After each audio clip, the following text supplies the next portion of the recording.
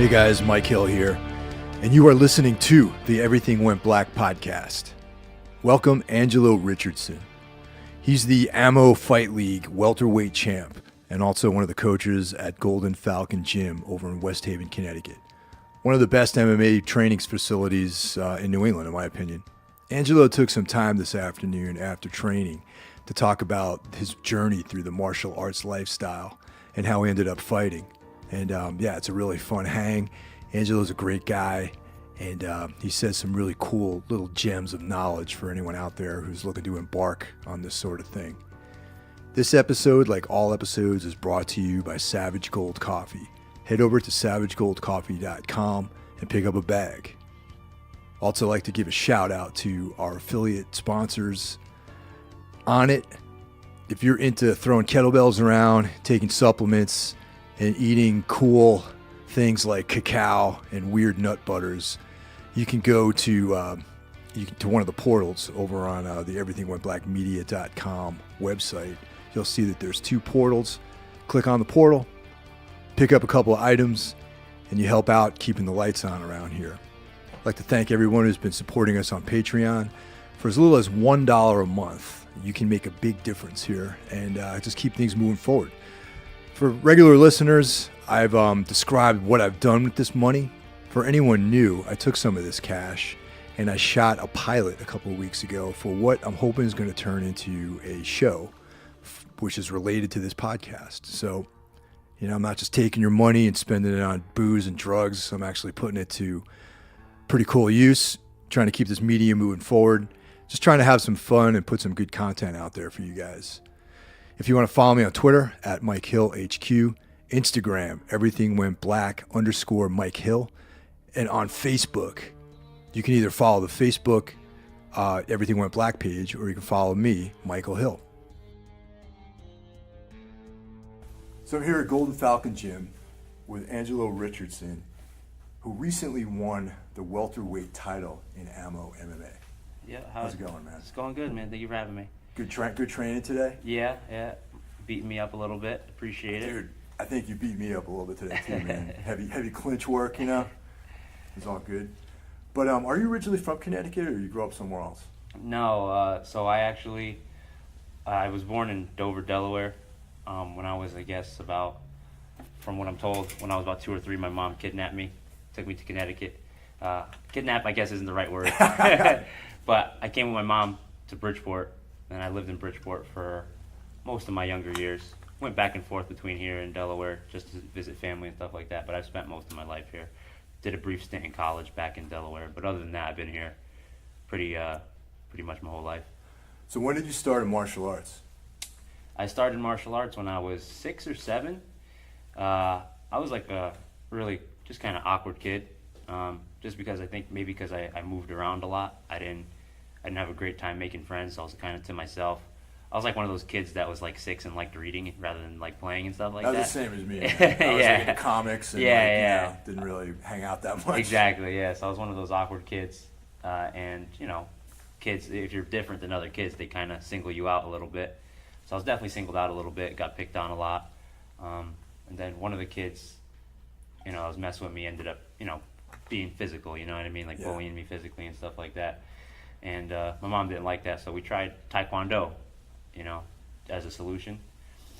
Didn't work, still getting bullied, you know what I mean? But I loved it. I was having fun with it, and rather than help me like fight or anything like that, it helped me have like a little thing that I really liked to kind of take my mind off what I was going through at the time. So that's how it started. You probably met some people you had stuff in common with too, I imagine, right? Yeah, I mean, not so much as a kid. Like as a kid, I was like super analytical. So even when I would go to the gym, I'd be kind of super focused on the techniques and stuff like that. I didn't really know how to talk to people, because I didn't have I wasn't with my dad and stuff like that. My mom had to work a lot, so a lot of like learning how to interact with people was just like kind of learning as I go. So I was super awkward at first, even at the gym. I was having fun, it was more natural, but I still was a little while before I made some friends. Were you an only child? No, I did have a sister. Yeah, I do have a sister. I have younger brothers too. I have a brother that lives in Delaware. My sister lives in Connecticut, and my smallest brother lives in Connecticut as well. So we're pretty spaced apart. So for a while, it was kind of like being an only child. Now, did you get in the? Because I know you're jiu-jitsu is like you're an excellent grappler and all that. So did you get into wrestling too, or was that something that came later? No, I really wish I did. I went to a tech high school, and they didn't have wrestling, so I wasn't really able to get into wrestling until I actually started doing MMA, and then that's when I started wrestling. Oh, okay. So it came later then. Yeah, came a lot later. I was about 17. So did you stick with Taekwondo like through your younger years, or did you sort of like, was it something that you did to the black belt level, or No. I wish I did. I still would kind of wish I don't use a lot of Taekwondo anymore, but it was just a good athletic base. Yeah. But I just liked the whole concept of martial arts, so I did Taekwondo and then I did Capoeira after that. And I did that for a few years, took a break when I started playing football. I played football a few years, and then as soon as I was done with that, I went right back into jiu-jitsu, and MMA, boxing, all that stuff. So where did you start jiu-jitsu? I started with a man by the name of Alan Sacchetti in Delaware. This was actually during when I was in my little stint in college back in Delaware. Okay. Yeah. Okay. So I got my start there, had my first fight there, and then came back here when I linked up with these guys here. That's the Golden Falcon Gym. Team Yeah. Falcon, right? Yeah. I mean, it wasn't at the time because we were kind of at Henzo's. We were at Enzo Gracie's. Right. Yeah. Okay. What's that? Is that West Haven? Is that what it's called? Yeah. West Haven, Henzo Gracie's, and I stayed there for a little bit, and then my timeline is all messed up. So this whole operation here used to be out of the Gracie Academy down there. Is that? No. So okay. Yeah. All right. So let's get the background together here. So when I came back from Delaware, I left there because I wasn't super happy with the situation, and I was in college, and it was kind of a promise I made to my mom. I was like, hey, I'm definitely going to do it. It was important to her. It was important to me too. But I was more interested in the training always. Right. I wanted to do more of it, and I kind of formulated a way for me to come back here, still finish school, but train with a group of people that I thought it would be better for me in the long run. So I left Delaware, moved back with my mom here, and then I went to Henzo's. I was there for I think maybe 2 or 3 years. Had a few fights, won some good stuff, and then decided to leave there. And then I went to another school called Speed School. Oh yeah, I hear that name thrown around a lot, guys, at this gym. Yeah. Okay. So we were at Speed School for a brief period, probably about 1.5 years, maybe 2 years, and we were just kind of doing our own thing. We didn't have like a lot of direction. We were just kind of figuring it out. We were just a group of guys, who were friends. We wanted to stay together somehow, but we weren't happy where we were at.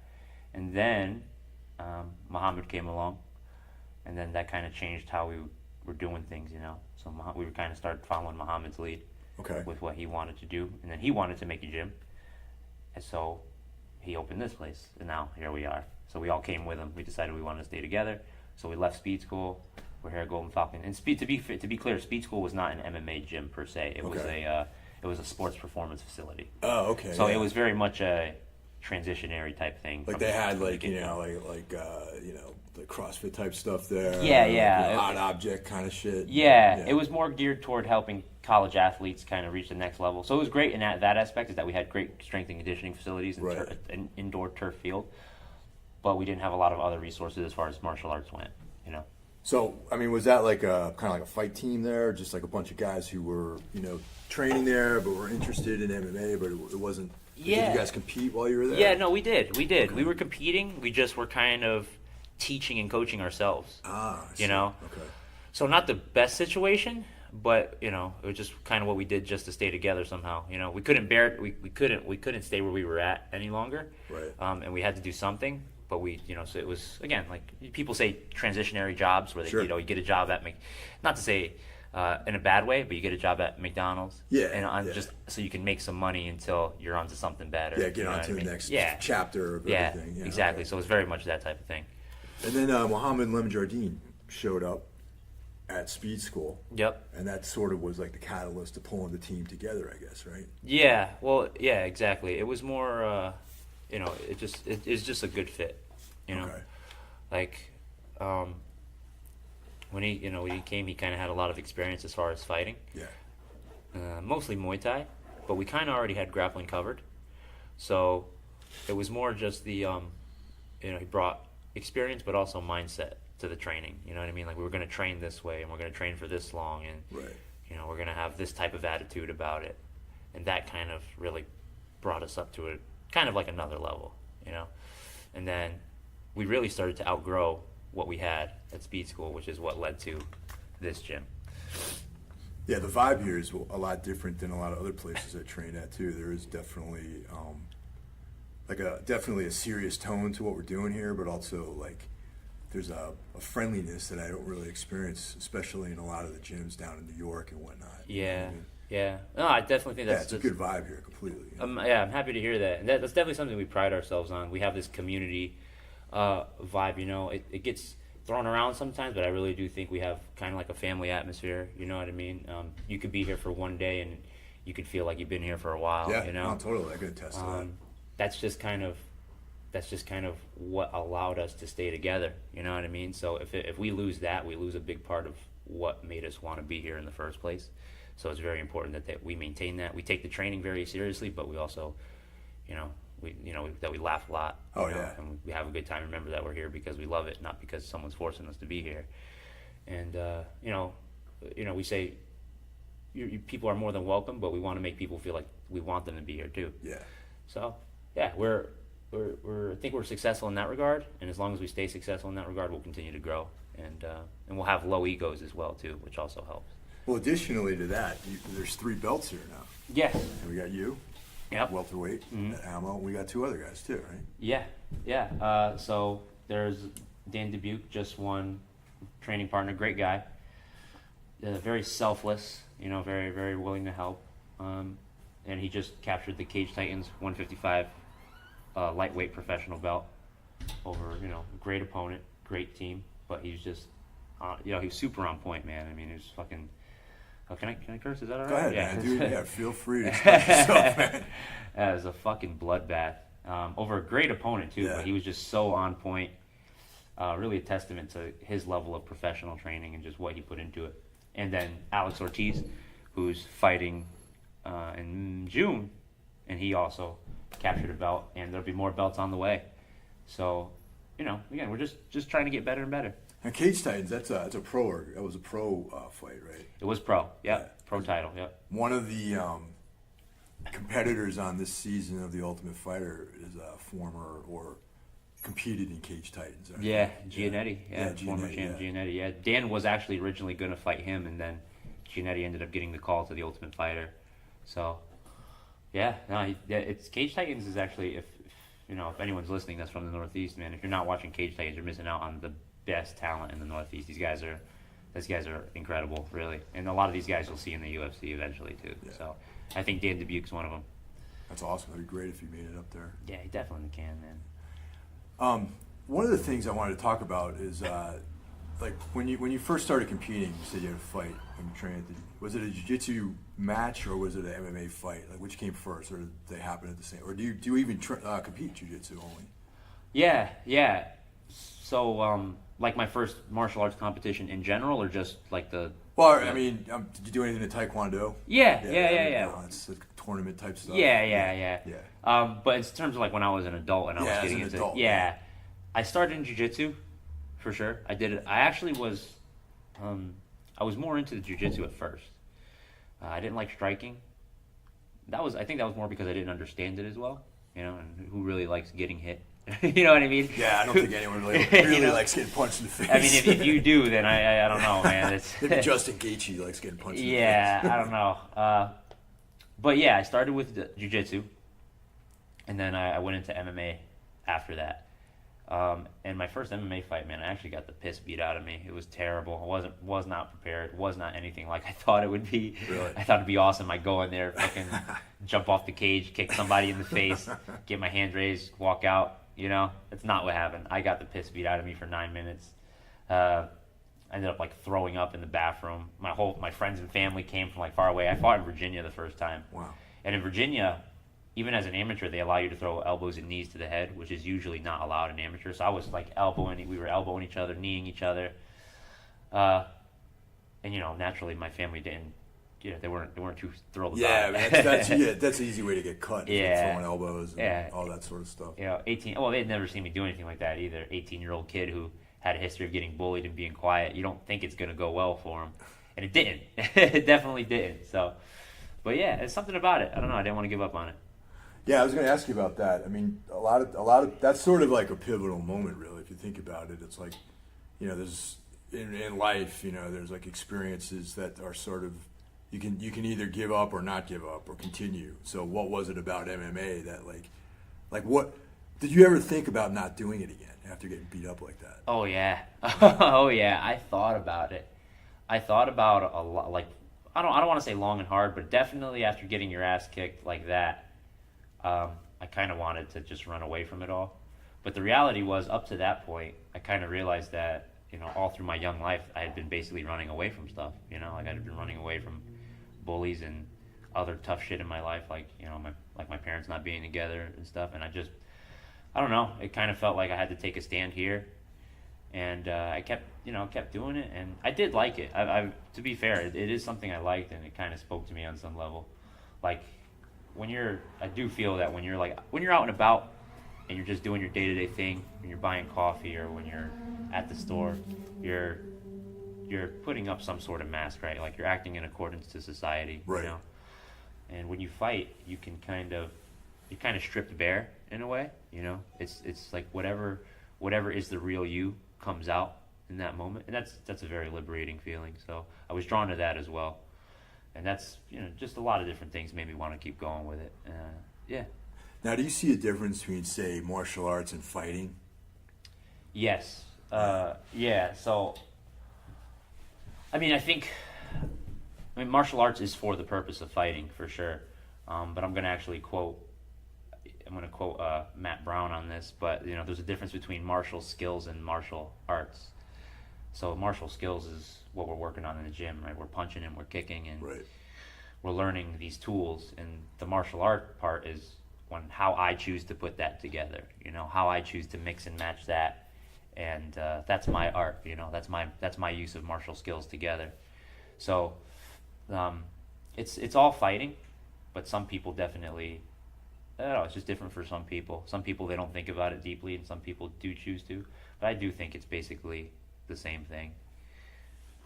Now, winning the belt sort of puts you on this trajectory. Do you see yourself going pro at some point, or?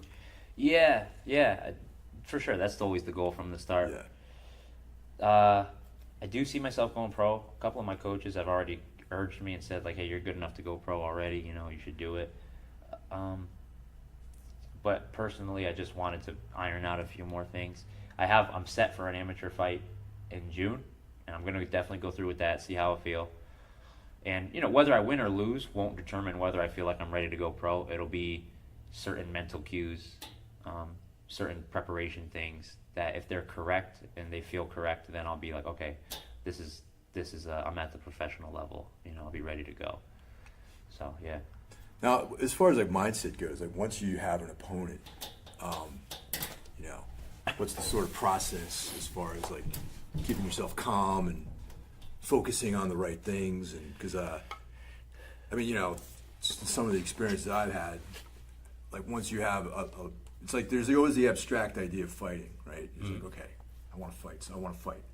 But then once you actually have a date and like an opponent that you're supposed to face, it suddenly becomes super real, and and you start thinking about things at like 2:00 in the morning. Yeah, you know what I'm saying. So how do you like? What's your methods of coping with that mentally? Like, what's the mental sort of process you go through with that? Well, there used to be no mental process at all, just complete chaos. You know what I mean? Chaos. Like, what the fuck am I doing? Like, what am I thinking? But I think now it's very much realizing, not being sentimental about it and not making it more into what it is, right? Because we're both human. The feelings I'm feeling are very likely the feelings he's feeling as well. Right. So you kind of tell yourself that. But also, I think the biggest help for me is that they say like, oh, you got to keep calm and you got to do this and you got to do that and you don't want to be too. Honestly, I've kind of realized that emotions, feeling anxious and feeling afraid or feeling excited or feeling like these aren't necessarily things you want to clamp down on too hard. Like in a sense, they're the feeling of being alive. So you don't want to completely dull yourself to that. You want to kind of let it come. So I let them come. And if I'm feeling overwhelmed, I train. If I'm feeling excited, I train. If I'm feeling anxious, I train. And the days go by, and eventually you fight. And like I said, in reality, there's no experience that's good or bad. We kind of decide what's good or bad. Right. So if I'm feeling anxious, it's not necessarily a bad thing. It's like, this is what I'm here for. I'm here to feel this. I'm here to, feel what it's like to get punched in the face. I'm here to have this experience and hopefully come out the other side as the victor. So I don't want to shut myself off to that. I want to let that kind of come and use it. So that's my approach to it. Now, your last victory was a submission victory. Yes. Now, is that something? Would you consider yourself more of a grappler, or like sort of wherever the opportunity arises, you'll take that opportunity? Yes, I definitely think I'm a grappler first. I think my art goes definitely more toward the grappling side. Like even in Muay Thai, if I'm fighting a Muay Thai fight which is a striking art, there's grappling involved. Like clinching is grappling. No, actually today, like I don't know how many rounds we did, but you and I, you were the only guy I clinched with. Yeah. And it was like, that was something that felt very natural for you to do, is to clinch and. Yeah. I think something about grappling and just how my mind works. I think people will gravitate to like how their mind tends to work. Some people, you ever see like some people that say, "Oh, that person gets it." Something about grappling, I just feel like I get it easier than I get other stuff. So I always look to grapple, whether I'm boxing, whether I'm doing Muay Thai, whether I'm just straight up wrestling. That's where I feel at home. So if I have an opportunity, I'll definitely go for it.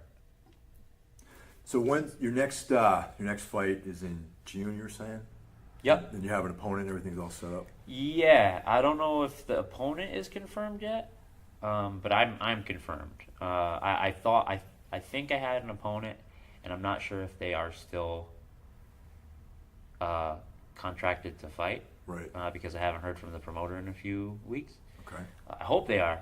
So as far as I know, yes, I do have. I have a fight, and they might shuffle opponents for me, but I'll be ready for whoever that is. So the whole process of getting fights, and this whole say say anyone out there is listening to this and they're training and they want to fight, like what's the process of getting that stuff worked out? Well, there's like two main ways you could go about this, right? So one, you could get off your couch, call a promoter, and say, "Hey, I want to fight," and they put you against a guy that they know is going to smash you. Yeah. You don't want to usually go about it that way, but believe it or not, there are a lot of people that do that. They just straight up, they don't train. They just call promoters, tell them they want to fight, and they have like a lot of fights, but just awful records. We call them feeders. Because like if you have a guy who is good, and let's say they have potential to go to the UFC, right?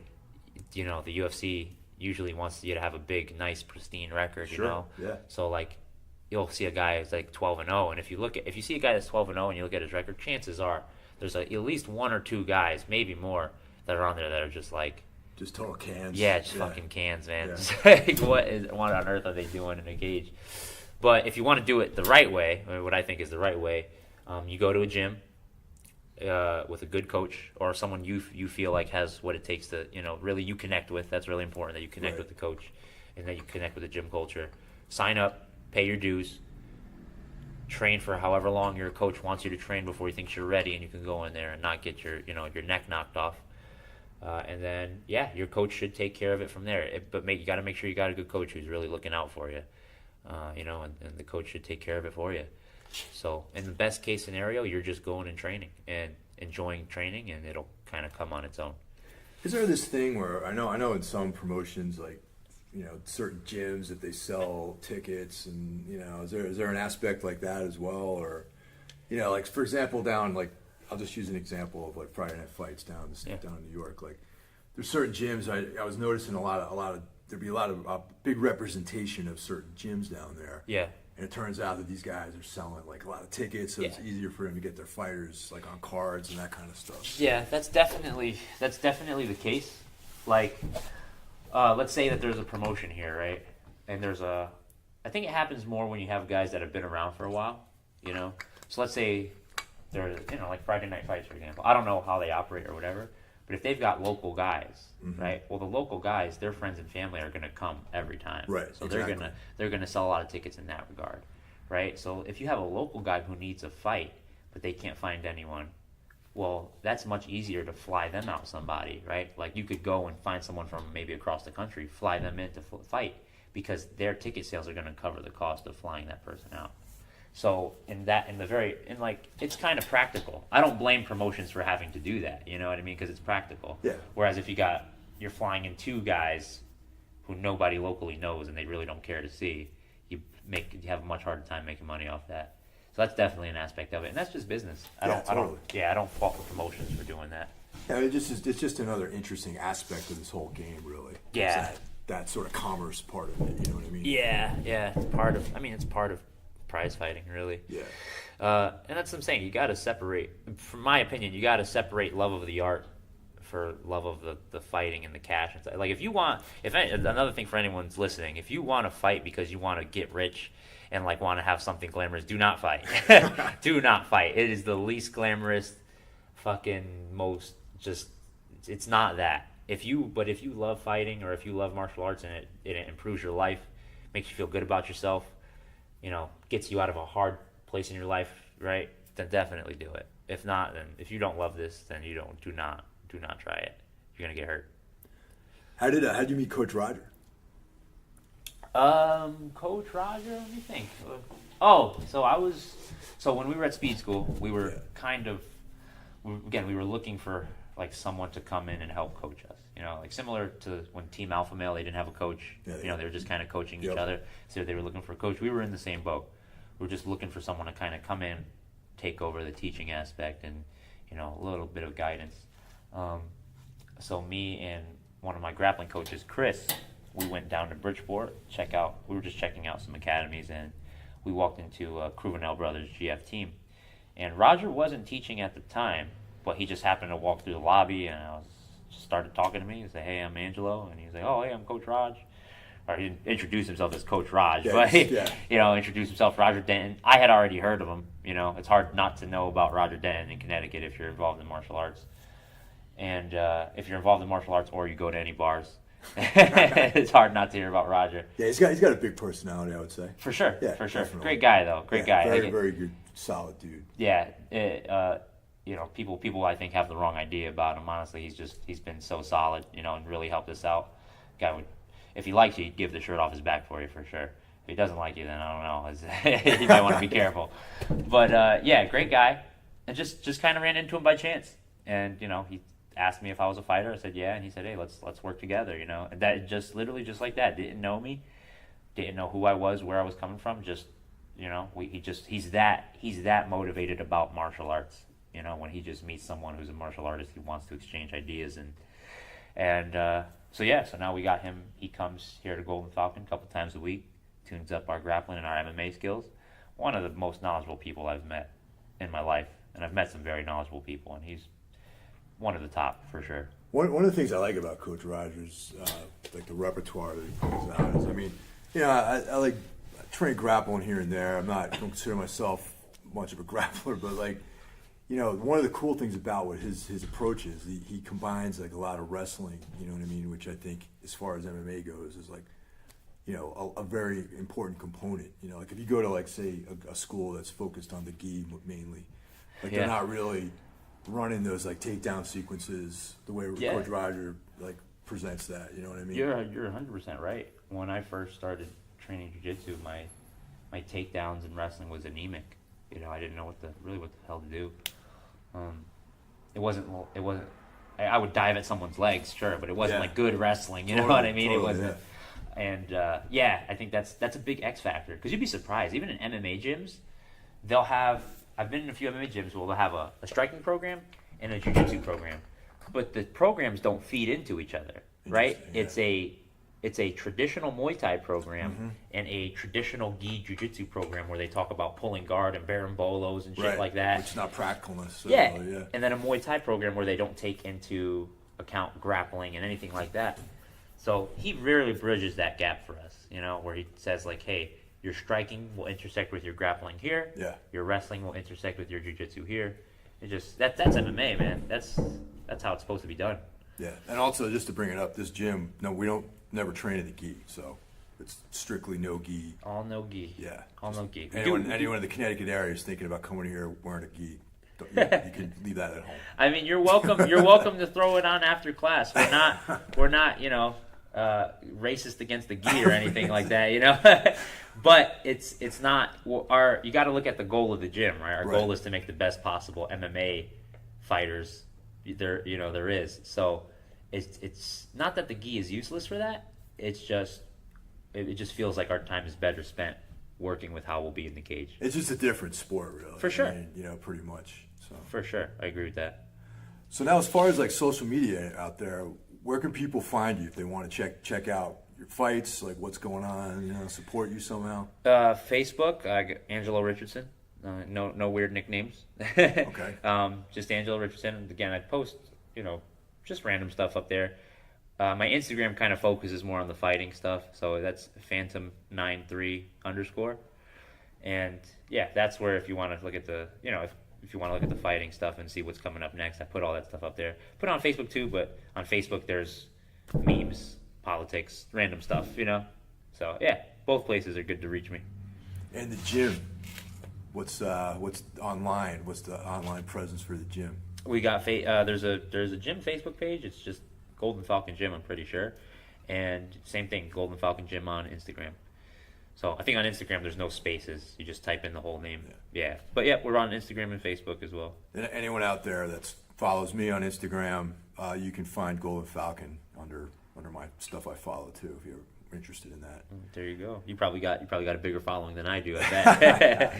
Yeah, I look like I saw your Facebook thing. You look like the Punisher, man. You're a scary looking dude, man. I was like, is this the guy I train with? This guy looks much nicer in real life. I know, in real life I look like a nicer guy, right?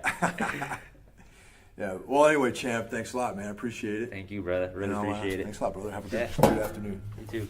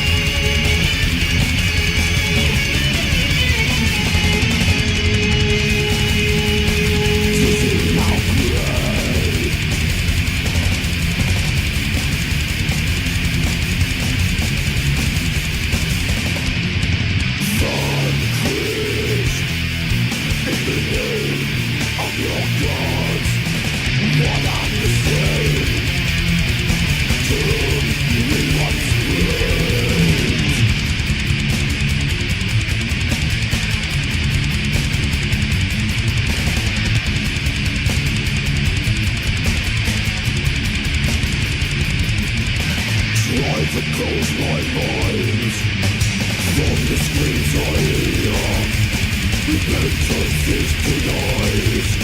confirmation of my fear.